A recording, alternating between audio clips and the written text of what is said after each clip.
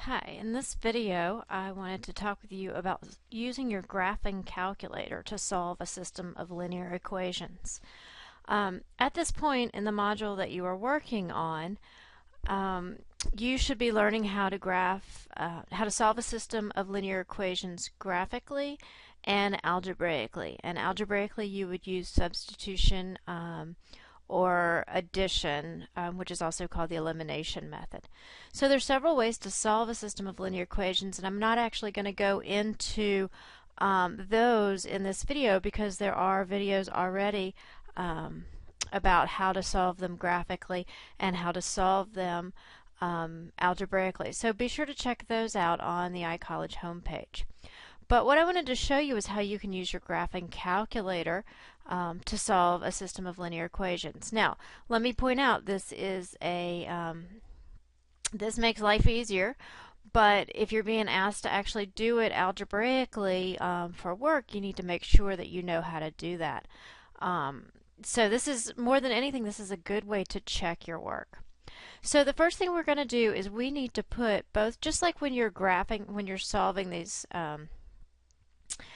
when you're solving the system of linear equations graphically, you would put these both in slope-intercept form, and then you would find their point of intersection. So we're looking for where they intersect, and let's say they intersect somewhere right here, and that is the x and y value that works for both of these equations, and that's why we call it the solution.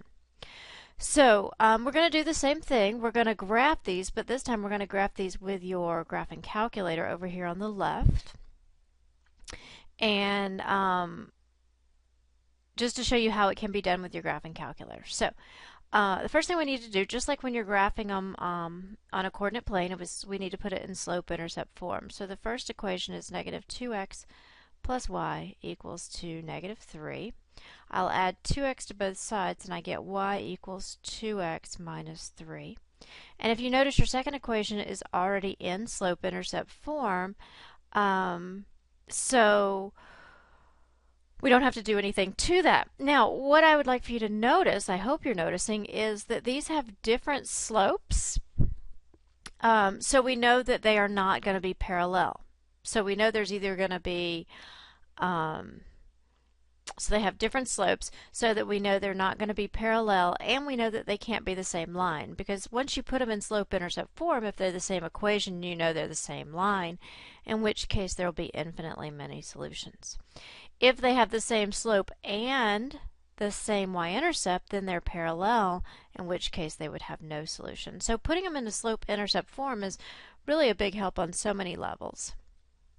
So let's take these and put them into our graphing calculator. So over here on the left, you would select the top left button, which is your y equals. If you can't see my arrow, you can at least see that it lit up red over here.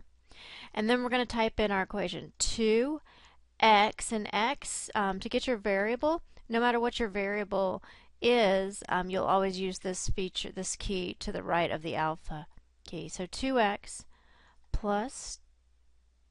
minus 3, so I'll use my back arrow there, and I'm going to use my minus. Be sure not to use your negative. Minus 3. And then for my second one, I'm going to put my slope, or my fraction, in parentheses, and you can do a fraction by using the division bar, because remember, a fraction is simply a ratio. It's showing a division of negative 1 divided by 2, so we can write that as negative 1 divided by 2, and then your x plus 2. Now, most of your calculators probably are already set on a standard viewing window, but your standard viewing window, if we click on window, should be from negative 10 to 10 and negative 10 to 10. And all that does is that gives you, it's going to show here from negative 10 to here positive 10. And then the same thing down here from negative 10 up to positive 10. If it is not in the standard viewing window, you can either go in here and manually type them in, or you can go into Zoom and select 6, which is Zoom standard. Alright, so let's go back here, and that'll put you in a standard viewing window. Okay, so we put them in slope-intercept form the same way we would have to do it if we were doing this on a coordinate plane, and then we typed them into our graphing calculator. Now we can graph them.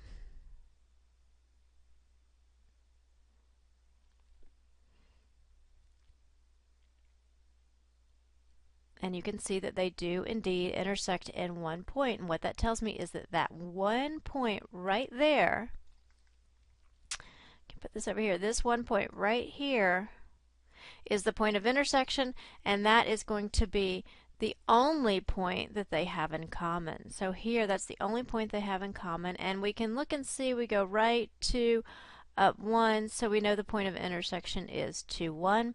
So that is the solution. You can actually put this in for the x and y values in this first equation and put it in the second equation, and it should make them both true. Now that was nice because it worked out that your answers were integers. We could look at our tick marks and we could find that point of intersection. But suppose that your answers were instead decimals or fractions and you couldn't figure it out. So what we can do is we can go and select the calculate feature, which is the blue above the trace button. So we can go to second and trace, which will give us the calculate feature. And if you notice right down here at number 5, it says intersect. So when you select intersect, I selected 5, or you could just scroll down and select it by hitting enter. Notice it says, is this your first curve? Y equals 2x minus 3. Well, that's our first curve. And then I'm going to hit enter and say yes. And is this my second curve? And it is. Notice this is not the solution. It's just making sure that it knows which two lines we want to check for the intersection on. So the reason that we do that is sometimes when you're getting into more complex work, there may be 3 or 4 lines and we just want to find the intersection between 2 of them so we can actually select the lines. Now you're really just clicking enter, enter, and then when I click enter again, it lets me guess because your calculator is nice and it wants you to give a chance to actually see if you can figure it out. And let's say we're going to guess that it's over 2 and up 1. Select enter, and the intersection is 2, 1, which is what we found here. So isn't that nice? There we have our intersection. It is 2, 1. Let me pull that back down here. Again, if your lines ended up being parallel, and you would know that they were parallel once you put them in slope-intercept form because you have the same slope but different intercepts, then there's no solution because there's no way those lines will ever intersect. Or if you end up putting them slope-intercept form and they're the same line, and when you graph them they're the same line, then we would say there's an infinite number of solutions because every single point that works on one line will work on the other.